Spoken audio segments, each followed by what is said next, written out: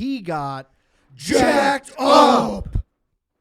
What's up, ladies and gentlemen? The end of the NFL season is upon us. We got a big show for you today. Requiem for a Tuesday. Adam Pecora here, ready to go.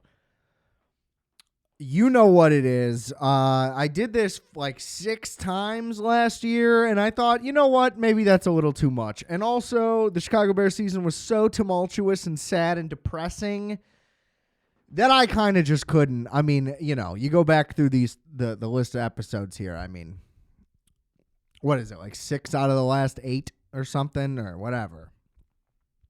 There were like 6 out of 8 at one point, where it was just me crying and screaming and losing it and whatever. So anyway, I'm on edibles. Hunter Millie, here we go. Whoops.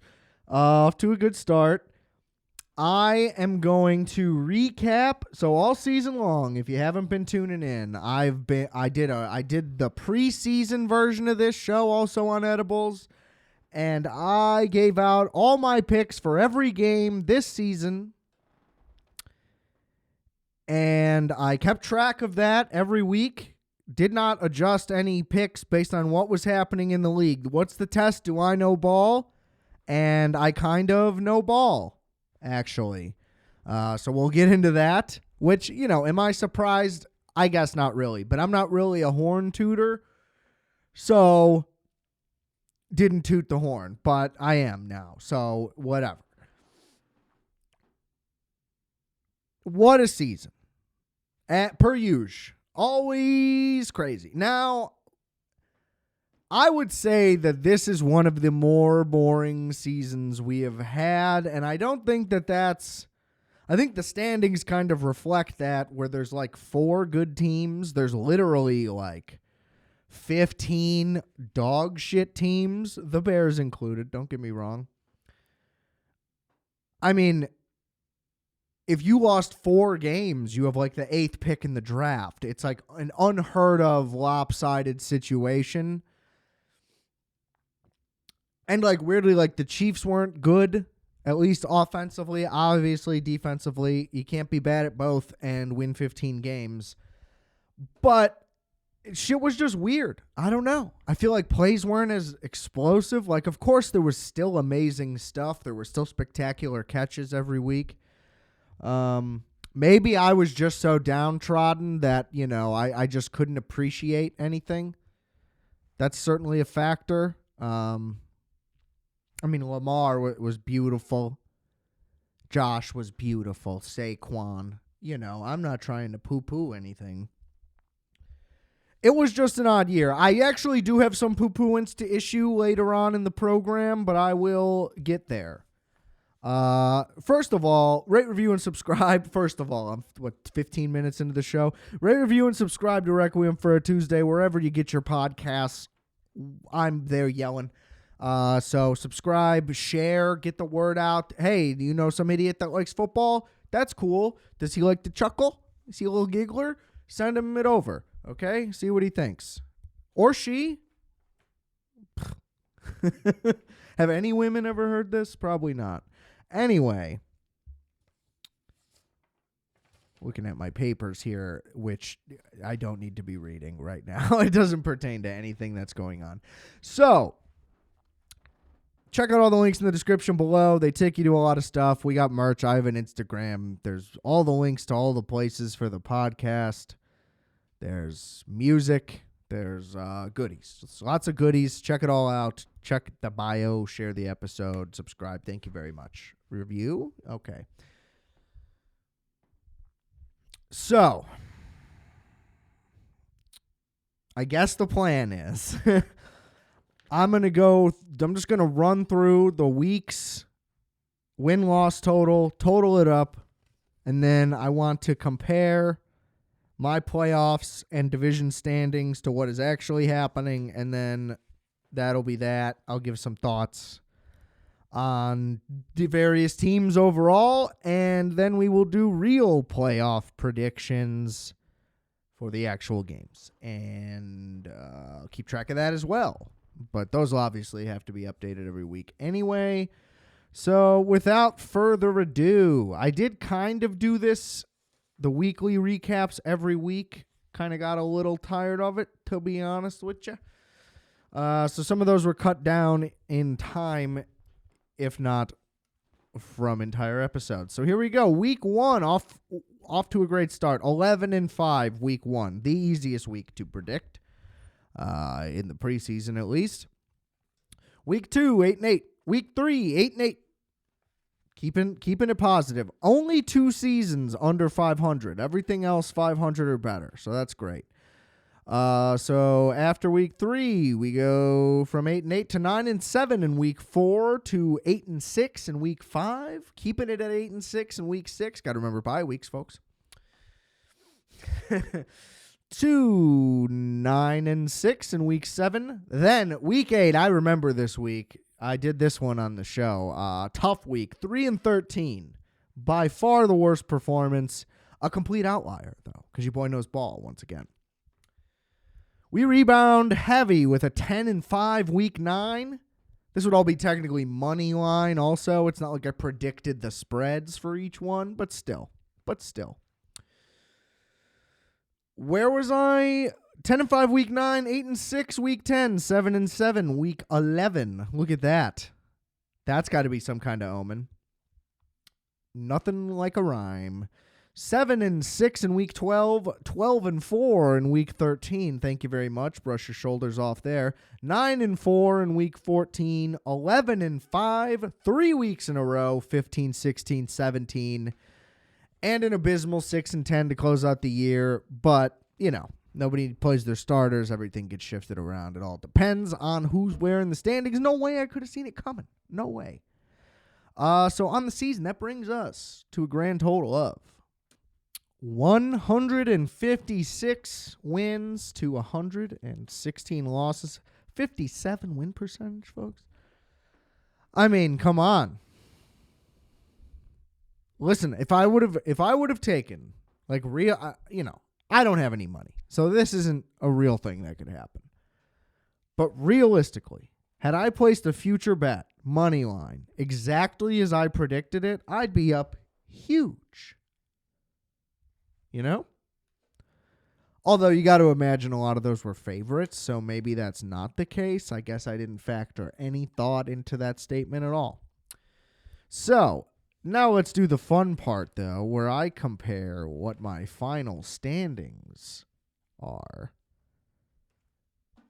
versus reality, folks. This is going to be horrific. I didn't even really preview this. So let's see here. Oh, man, this has a really fucked up ranking. What is this? No, this is not. It's just a weird order. Okay, we're good. So I will begin with the AFC West. This is what I had, not what is actually true, of course. This one's not too bad. 12-5 Kansas City. They obviously went 15-2. I had 10-7 for the Chargers. They went 11-6. What do we got? 7-10 for the Broncos, who went 10-7, and 7-10 for the Raiders, who only won 4 games. So whatever. Not the best. The AFC East. I had the Bills at 11-6. They went 13-4. I had the Jets at 10-6. Or I'm sorry, 10-7. That's odd. Anyway, 10-7.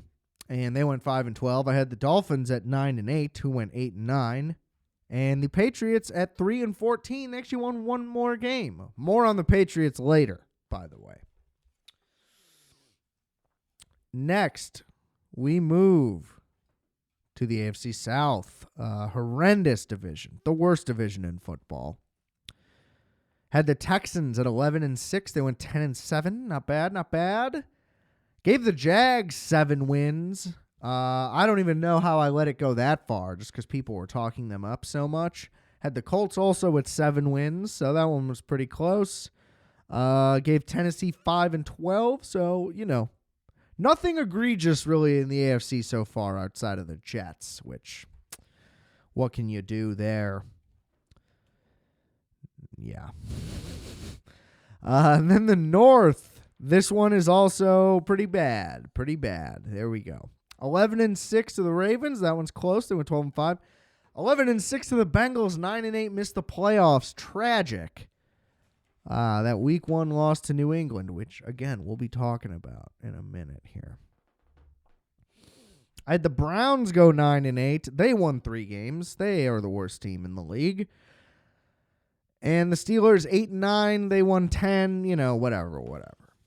So I guess this isn't that bad. The NFC is where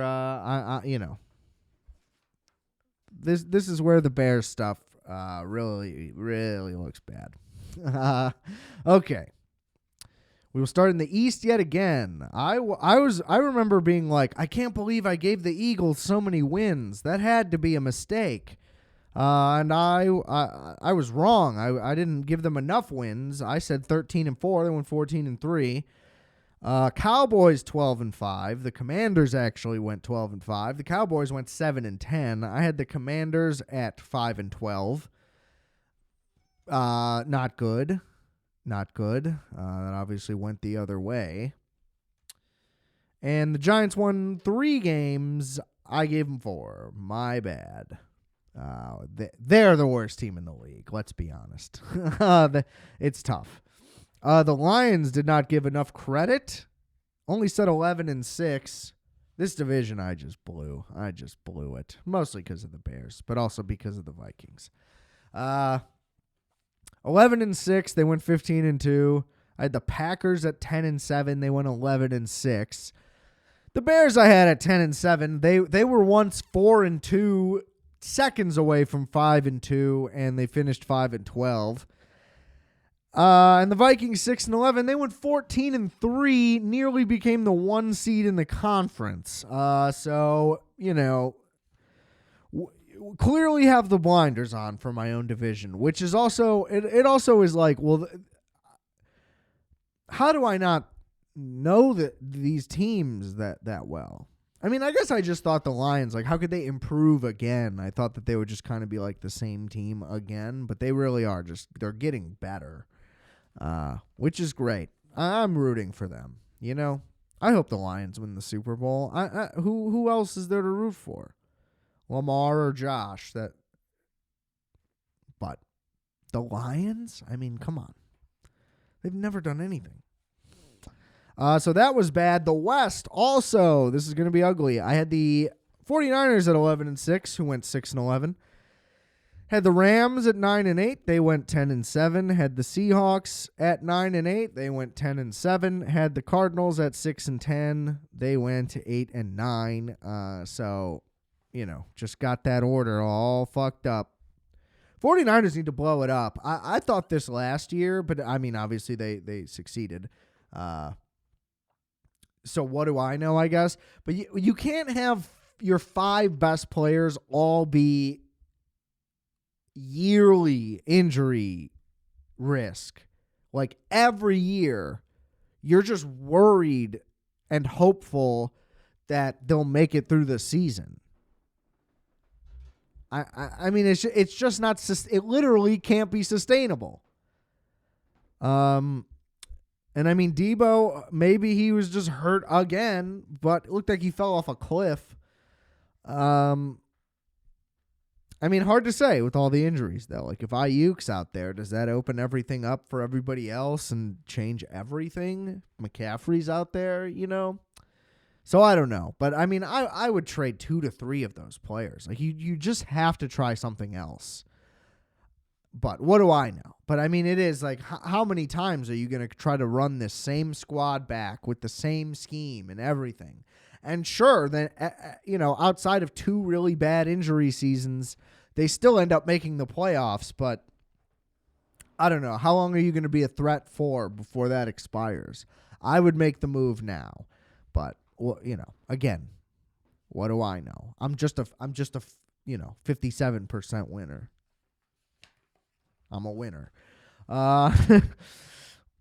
And lastly, the NFC West. This one I did not that great, I guess. None of these were real home runs. I got the order wrong even.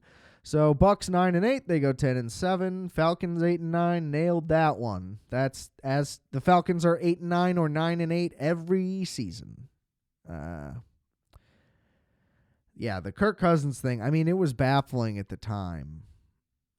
At least the Penix pick. I mean, why not just spend that money on whatever else you're missing and draft Penix and just go for it? Just super confusing. Again, passed on Bill Belichick.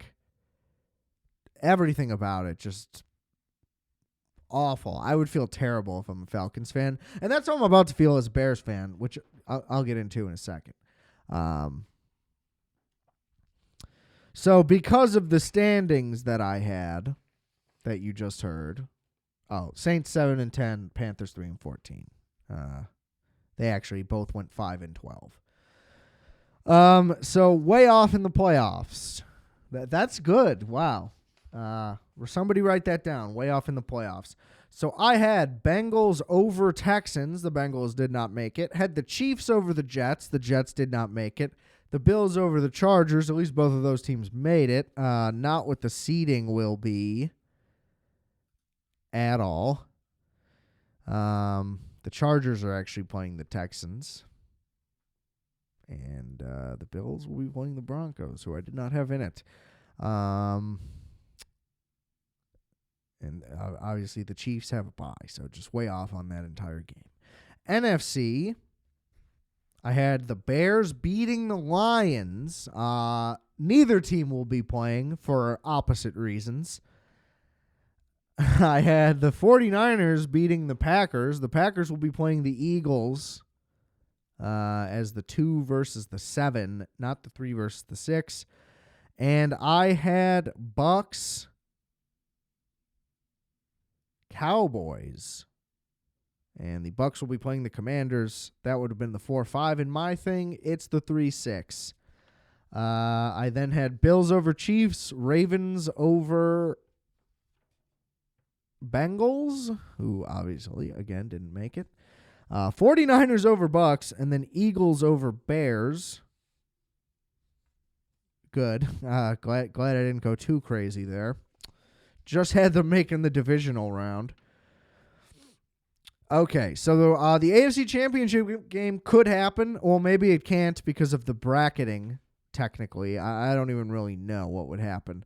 But let's say we can have a Bills-Ravens AFC title game. That's what I would have. But I think that they would play each other in the second round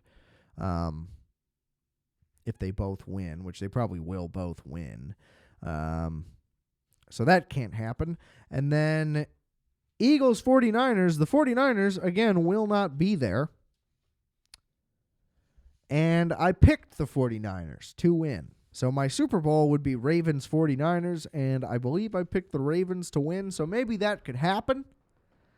But I don't think so. So let's go through the games that are actually happening in the playoffs now that we've gone through my hypotheticals. I did okay in terms of at least one of the teams I picked actually could make it all the way. Got some of the playoff teams right.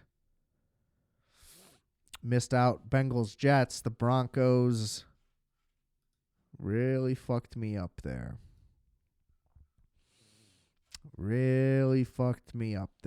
Well, and the Jets. I mean, I picked the Jets, and the Steelers actually made it. And then, Bears, Cowboys, Niners, just a disaster. Nothing close. What can we do there? Commanders out of nowhere. Vikings, huge mistake. I mean, didn't even have the Rams either. Just got it all fucked up. So, who do we got? Saturday at 3:30, we got Chargers, Texans. Listen, the Texans have gone completely backward. I mean, C.J. Stroud still looks good. He tried to big bro Caleb Williams. You could argue Caleb Williams had a better season statistically, at the very least. Minus the sack thing. I mean, you're never gonna. I'm never gonna win that argument. 4 sacks a game, literally, it's the exact average. It somehow feels like more. Like I wish he only got sacked literally just 4 times every game instead of having 9 and 7, 8 sack games. But well, what can you do? What can you do? What's done is done. He survived, which is that's what's important. CJ Stroud's, I mean, he's got nothing left. It's Nico Collins. Dalton Schultz is good, but I feel like Harbaugh's just going to put his guys. They're going to get a lot of pressure. That line can't block. Tickets are $74 for a fucking playoff game. Unbelievable. Unbelievable how other cities have it. What? Support your fucking team. Jesus. You know how much Eagles tickets are? $164. Anyway.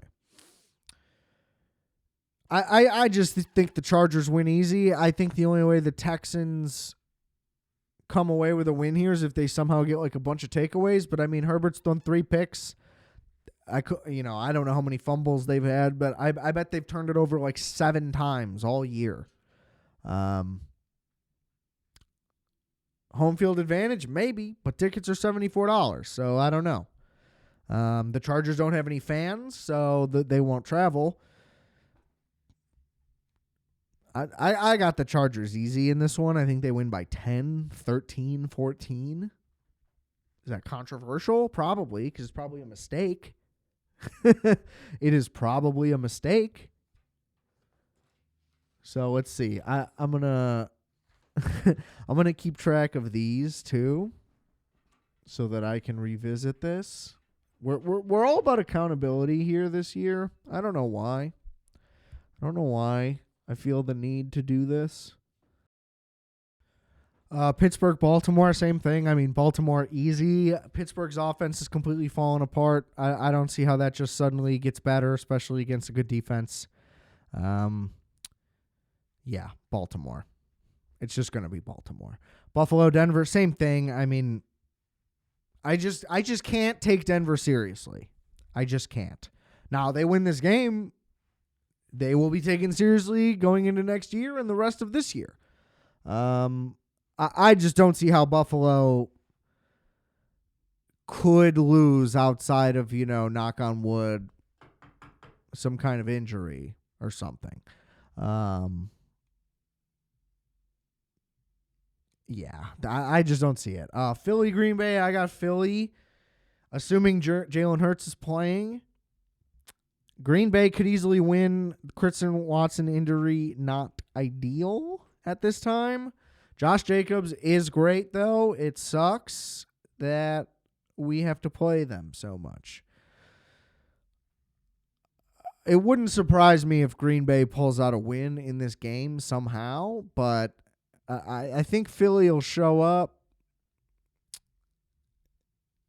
And I don't know. Is Green Bay's defense, isn't this like elite unit? I just feel like they'll just bully them around and run for 200 yards.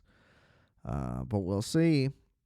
Same with this game. Tampa, Washington. Like the NFC games, I feel like could all go either way. Whereas, I mean, I guess the Chargers, Texans could easily go either way. But Baltimore and Denver, I feel like it would be shocking if they lost. I don't think any NFC game would shock me either way. I got Tampa over Washington pretty much just because I like them more. I don't even know if that's really a better thing. To me, Washington doesn't seem that good. They're just always able to make plays when it matters, but I don't think that they're that good of a team. Now, I'm heartbroken from the Hail Mary. It derailed the season. Who knows what would have happened? That's the thing. It's a sliding doors moment. There's literally no way to know what would have happened. I just think both seasons are way different either way. Not necessarily for the Commanders. I mean, maybe they win 2 less games. I mean, they would obviously lose 1 less. They would win 2 less games. Yes, including the Bears game. Anyway, I just don't see it. Terry McLaurin always is able to get open, it seems, somehow, and I don't really know how. I don't know how you don't just triple that guy. I don't know who else is a threat on that team. Brian Robinson is very good, and Jaden Daniels is very good. I don't think that we made a mistake yet. Too early, obviously too early. But that team doesn't wow me. They were this like surprise team, and their offense was really good and fun and exciting, and then, people started to actually scout them and take them seriously, and they kept winning, but they didn't, it just doesn't pass the eye test, as a 57% picks guy. Rams, Minnesota. I'm taking the Rams just because I hate Minnesota, and I just think they're frauds. I get that they're 14-3. I don't know what else to tell you. They got blown out by the Lions, who have no defense on the last game of the year. And you can make whatever excuse you want. I just don't think that they're actually a good team. They beat the shit out of the Bears in Minnesota. I was there, unfortunately. But the other game, they weren't playing that well, and our defense was bad. Sam Darnold just wasn't playing that well, considering how bad our defense was and how much they scored. And obviously, it was like a miraculous thing where we get an onside kick. But we were still in position to beat them.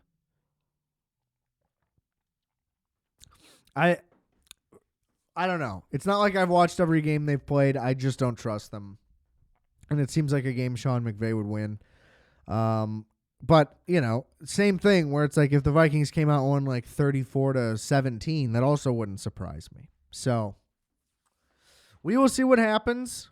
I'll revisit these picks, and then we'll make new picks that probably feature way different teams for the divisional round. I guess I'm just going to do some final thoughts on some things of the season. So, number one, my big thing is I'm so fucking sick of hearing about Drake May. This is on podcasts, on TV shows, on on the pregame shows, on anything, anywhere I'm looking, on, Instagram, anywhere I'm looking. There's all this praise. Drake May, you guys won't believe what he's doing. Oh, but you guys don't even get it. The offensive line is so bad and the coaching is so bad, and he's just doing all this on his own. And it's how is that not exactly the story for Caleb Williams? It's it's because you guys just aren't watching the games, or you're clearly just deciding what the narrative is, because it just doesn't make sense to have that thought about one guy and not the other.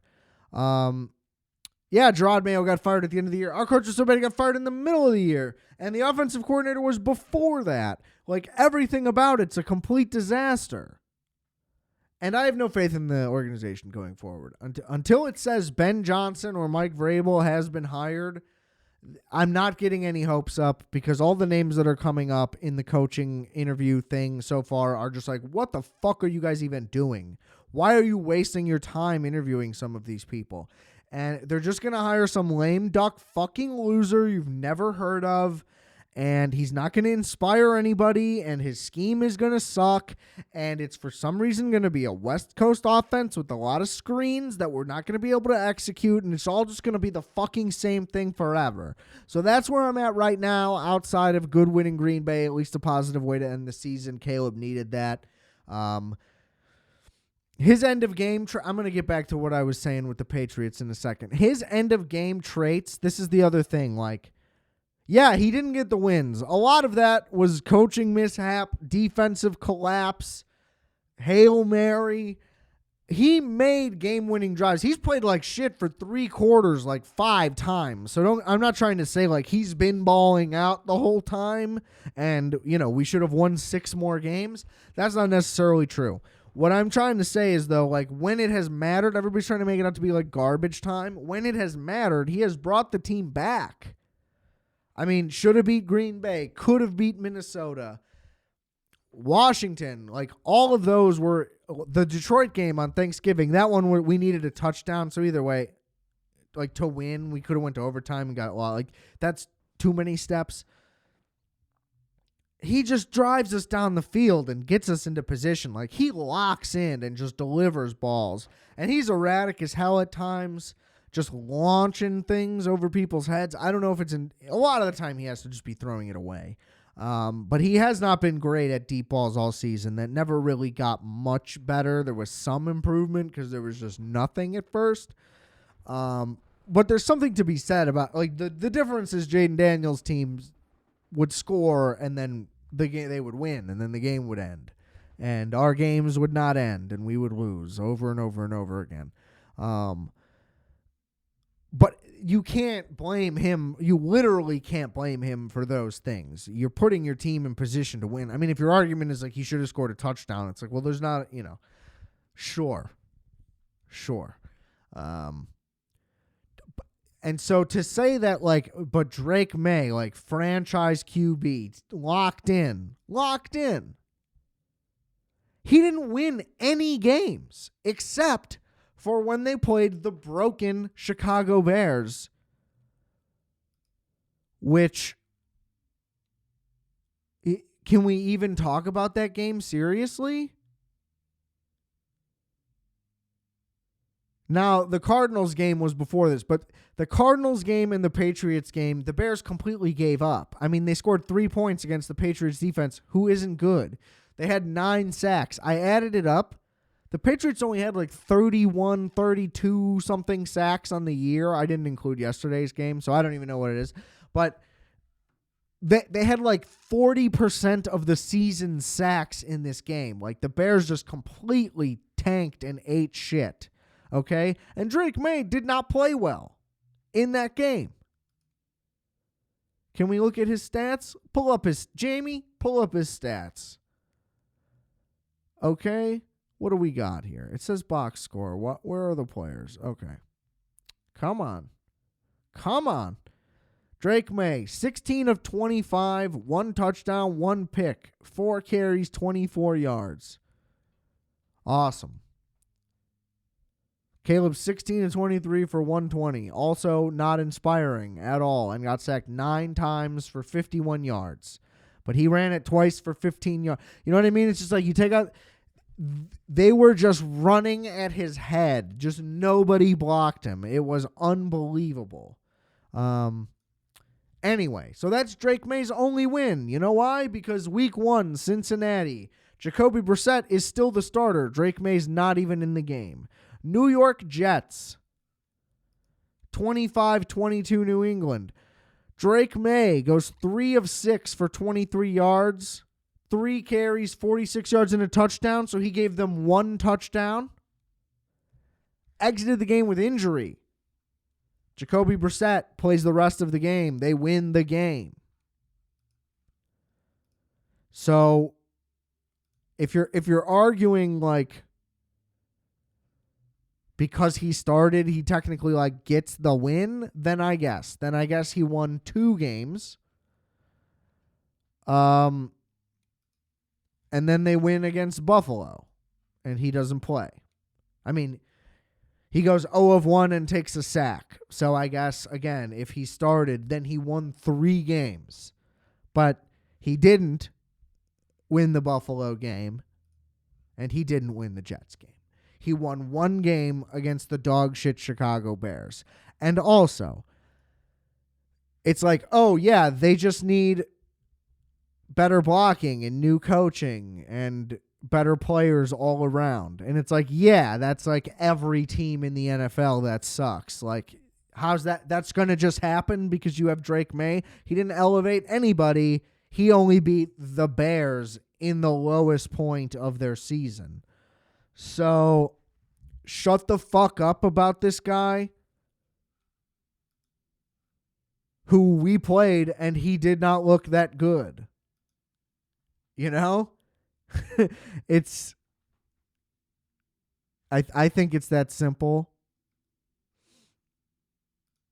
Like, we're anointing him because we just like want the Patriots to have a quarterback again. Oh, Drake May, 2,200 yards, 15 touchdowns, 10 picks. Great. Awesome guy.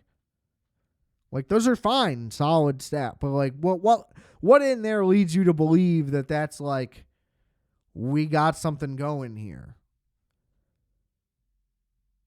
You know? He played like Mitch Trubisky in 2018. Let's relax. I'm just bitter. I get it. He's the number one. Caleb's the number one pick, so he's just under more scrutiny all the time. But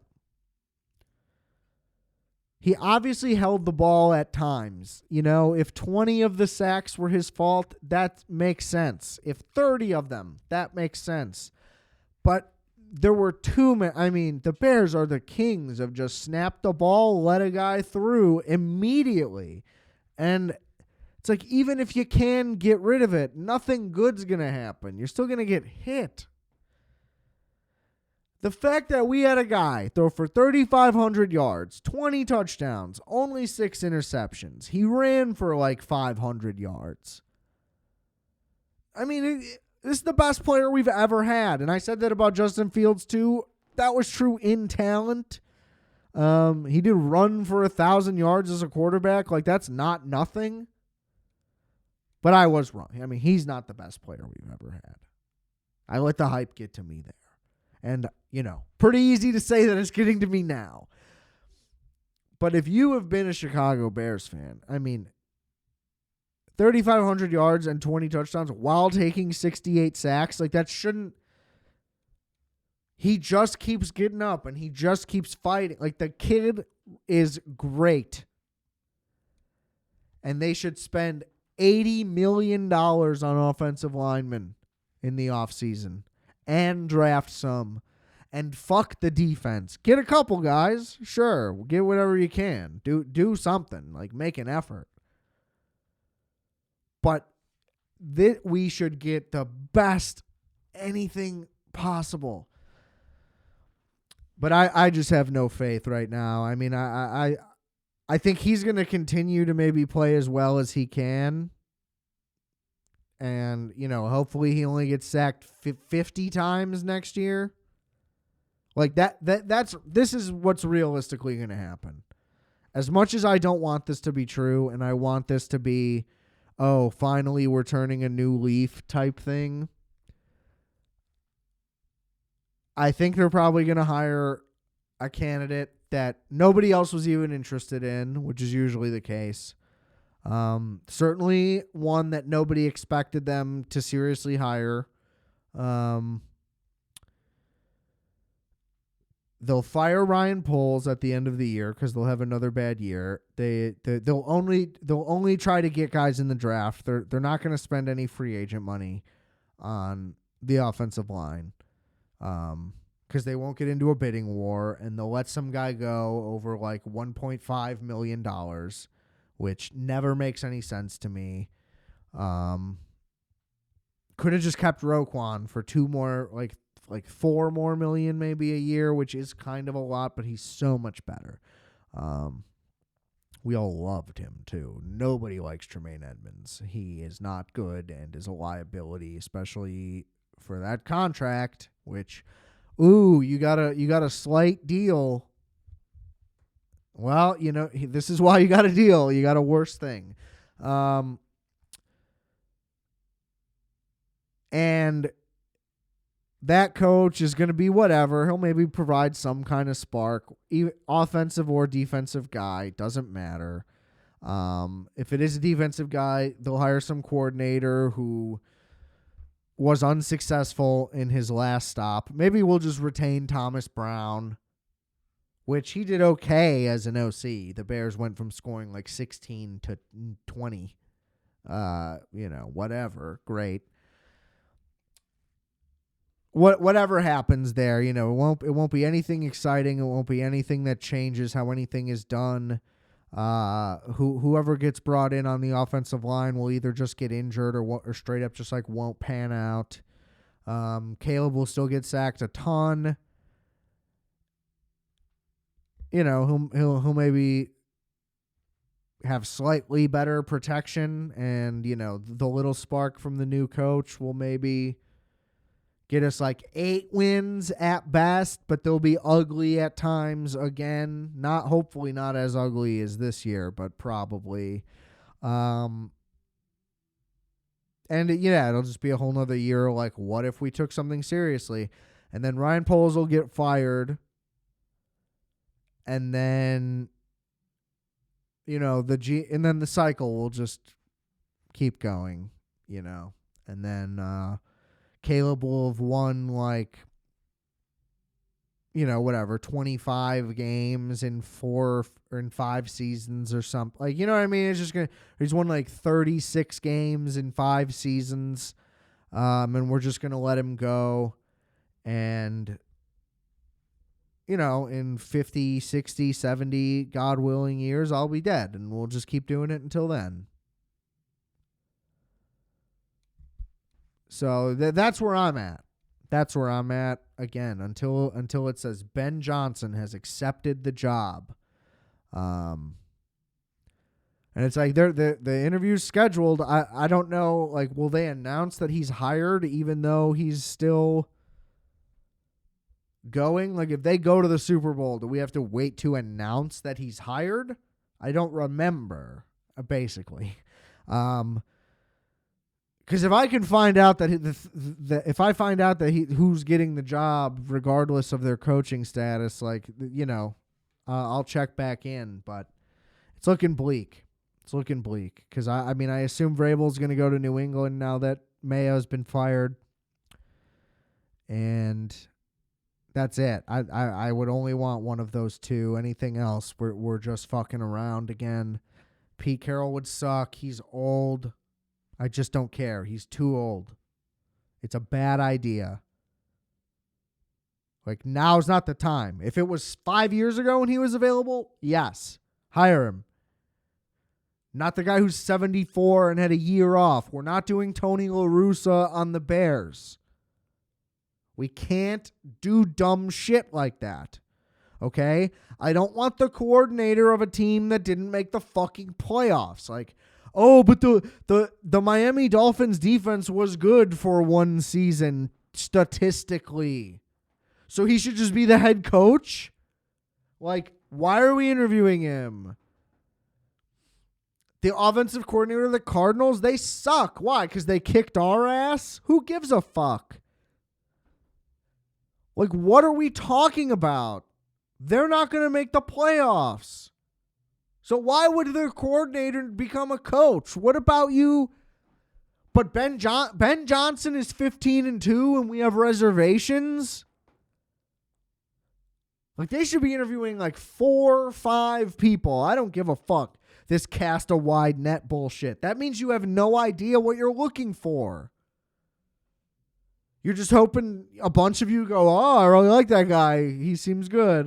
What is the expectation? How do you not know what you want? You need to know what you want, and then the people need to express that to you, and then you have conversations and ideas, and once you get on the same page, it's oh, this will work. Do we have a vision?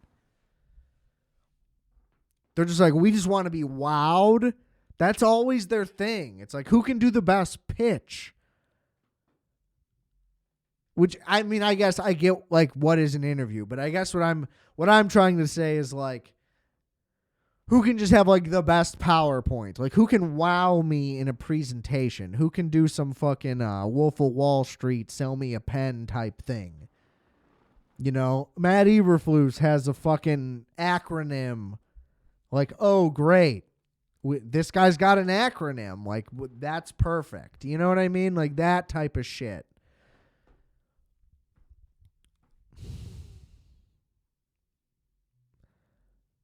And it's the thing is, if Ben Johnson doesn't pan out, that wouldn't be it would be a colossal disappointment and literally a failure, obviously. But I guess what I'm trying to say, and not a failure, just in that it was the right decision. Unlike Mark Trestman, unlike Matt Nagy, which, did kind of seem like the right choice at that time because of Mahomes and all that. But I don't remember who else was available because I'm pretty sure they passed up on some pretty good options. So that's my thing. Like, the fear is that you hire him and, he's a great, meant to be a coordinator, coaches too much, or it's too soon, or whatever. And, it just doesn't work out that way. That would be disheartening and sad and disappointing, but at least it wasn't like immediately, this is a fucking stupid idea, which is usually the case, Because I could also see the scenario where Vrabel comes in and it doesn't, I don't know. Maybe Caleb's development doesn't get the priority it needs to. I don't think that that's the case necessarily. But maybe he hires an OC that kind of sucks, and then we have to deal with, we're just running it 36 times a game to no avail. And whatever. I don't know. Like, maybe you know what I mean? They're boxing him in instead of building it around him or something, and that's the downside with Vrabel. I don't really know. But whatever. Point is, for whatever reason he comes here, it just doesn't have the same effect it did in Tennessee.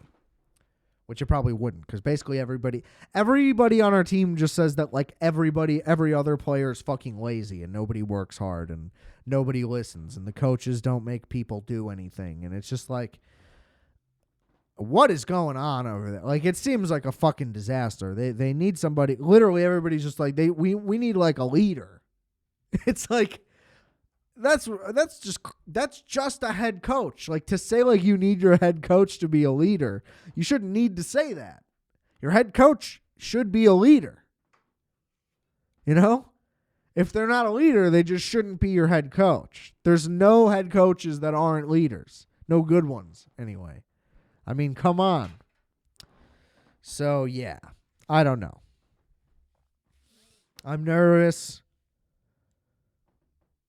for them to blow it. I feel like they're going to blow it. I have no confidence in their ability to draft. They don't know how to scout.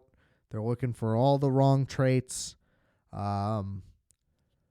want guys who are like book smart, that have like they literally just have like athletic traits, even though they don't have like football ability.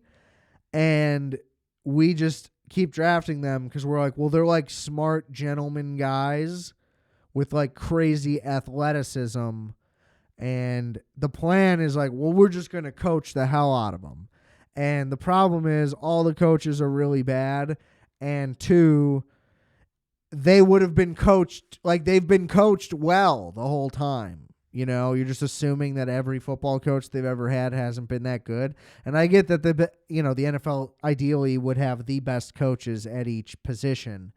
But to just assume that you can completely elevate someone's ability in an off season just because you're an NFL team, they're just completely naive. And they want like the feel good story. They want the gem pick. They want like that was a savvy guy, smart. The guy from the school that nobody's heard of, that's also injured. But if both of those things weren't true, he'd be a first round pick. Like, we'll take all the guys that if ... weren't true, they would be a much higher pick. We'll take all those guys higher than they're actually projected every time. Austin Booker seems like he actually kind of will be pretty good. So that one I'll defend. But I mean, and like Braxton Jones, I think is a good. For a bad offensive line, he's a really good left tackle. He's like a below average. Like if he was on the Lions, he would be a backup, obviously. But he'd be the best backup in the league. Like that's basically Braxton Jones. He's like an average at best starter and 100% the best backup tackle in the league. Like no question. And that's a 5th round pick. And for him to last as a starter for 2 seasons at left tackle. Listen, if that's the one guy that stays on the offensive line, I mean, obviously Darnell Wright's going to stay because he was a first-round pick. I'm okay with that. But all three interior guys should be $15 million salary guys. Maybe not center. I think centers get paid less. Or maybe they get paid more. I don't fucking know. Hand out $50 million in free agent contracts. Draft a guy both in the second round. Whatever. One in the second, one in the third. Maybe your first rounder, depending on who's there. Invest. Just do it. That's all I can say. No confidence, though. No confidence. I mean, that's the thing, though. It's just like, it's unbelievable how anybody can see that that's what they should do. If any real fan with any knowledge of what this team needs had the keys to the car. Now, would I have to lean on some guys to know which guys to sign? Sure. But Nate Davis was bad. We tried to spend money on it, and it did fail. And that's on the GM. And that's the thing. You claim to be all about character, but then you sign a guy who doesn't want to play and doesn't practice, and apparently that was the word about him in the first place, and that was why Mike Vrabel did not want him on the team, and they let him go in the first place. So it's just so you're about character, but then what's that about? And then, okay, you're about character, but where's the talent? It's just tough. The roster has almost no talent. Now, if that offensive line was good, that would make the running game better, which would then make the play action game better, which makes the passing game better, which less sacks, less third downs, less third and longs at least, that's for sure. Caleb is pretty good on third down a lot of the time too. Again, especially when it's a crucial one, if he's not being sacked. That just goes such a long way. Now the defense is horrendous. They're terrible. I think that's because Eberflus is legitimately a good defensive coordinator, and once he was gone, I mean that was just a mistake. Not a mistake, but I mean that was just an impossible task, for them to keep up any real hold on anybody. That was all a house of cards. And, the Seattle game was just pathetic. What is there to say? But they played well there, and they played pretty well against the Packers overall. But just not a good unit. The secondary is good, but the linebackers, I mean, TJ Edwards is a great run defender. They're both complete liabilities in coverage. The D-line has nobody. Montez Sweat was a ghost all season. So that seems like a disaster trade and signing. Not going to push the panic button on that, though. He just had no help. So realistically, I think our first rounder should go to the D-line. We should, get a mid-level guy on the D-line in free agency. And the rest of the free agency money should be interior O-line, and then the second and third round should be more O-line, more D-line mixed. We got 3 picks in those 2 rounds. Well, I don't know. I just hope we hire somebody good. I just want Ben Johnson or Mike Vrabel. This has been the 2024 NFL season on edibles. I did all right. I don't know if I had any other rants. I don't think I did. I just really wanted to do the Drake May one. Jane Daniels is great. I can't believe Bo Nix is good. Yeah, see, first thing on ESPN right here, sources, Bears asked to talk to Cowboys Mike McCarthy. What? Why? That's such a bad idea. He is not going to win us a Super Bowl. I don't like that tubby guy. Please don't hire Mike McCarthy. I don't know. I just have no faith. No faith at all. I mean, I didn't think they were going to beat the Packers. They literally tried to give it away with the fumble, and then I thought the field goal was either blocked again or it looked like it maybe I was like, oh, it's going to curve out then. Something's going to happen. It's going to be short. Like, couldn't believe they actually made the kick. It did feel good. You know, I maybe let out some emotion watching all the guys celebrate. You know, they'd lost so many in a row. They'd all been so down and sad. And for Caleb to finally actually get a game-winning drive, even though, you know, he, as I said earlier, he put us in the position so many times. So, to actually get one, to get a win, first win against Green Bay, I get it, against the backups, whatever. That was awesome. But, a sad year overall. A very, very sad, tumultuous disaster of a season. On to the draft. We'll see. Am I going to Green Bay for it? Undecided. Good possibility, though. Good possibility. I don't know. Anyway, I'm going to get out of here. I'm really high on edibles, so I think now's the time. God, I just hope they don't fuck this up.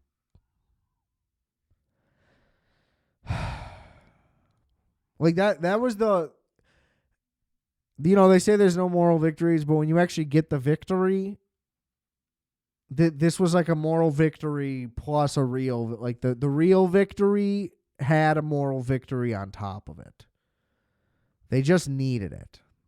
I needed it. In Lambeau, first road win in years, like, in theory, that should represent the, like, all right, like, we're fucking changing things up, but it's not. It's not yet. It's not yet until something good actually happens. If anything, it's just going to be used to project false hope amongst more poor decision making. So check back in with me in April. I'll obviously be talking about anything that happens before then, but in April, I'll probably be like, we're going to the playoffs no matter what. But probably not. Again, if they truly bungle this, I might just jump in the river. I don't know.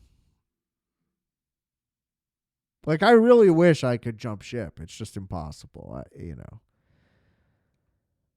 You can't undo love. Ain't no Command Z in my heart for Chicago B. Okay. Please rate, review, and subscribe to Requiem for a Tuesday. Check out all the links in the description below. Share the podcast. Leave us a little 5-star. If it bequeaths you. Write a little comment. Ha ha ha. Ha ha ha. Good show. Funny. What else? Merch, rfat.bigcartel.com. Haven't had an order in quite a while. Share the episode. Let's get these numbies up, baby. It's 2025, new year. I'm supposed to get on Rogan this year. So we have hundreds and hundreds and hundreds of thousands of people to go. So what is that thing where you, like, I was going to say, like, take a penny, leave a penny type thing? Pay it forward.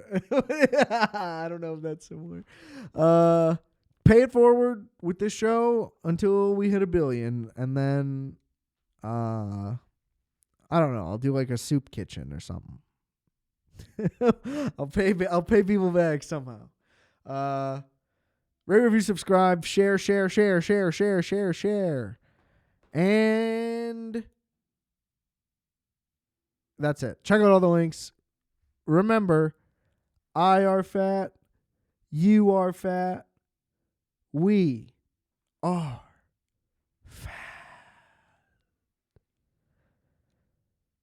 Oh, sorry, one more thing before I depart. Den of Thieves 2 coming soon. Calculator.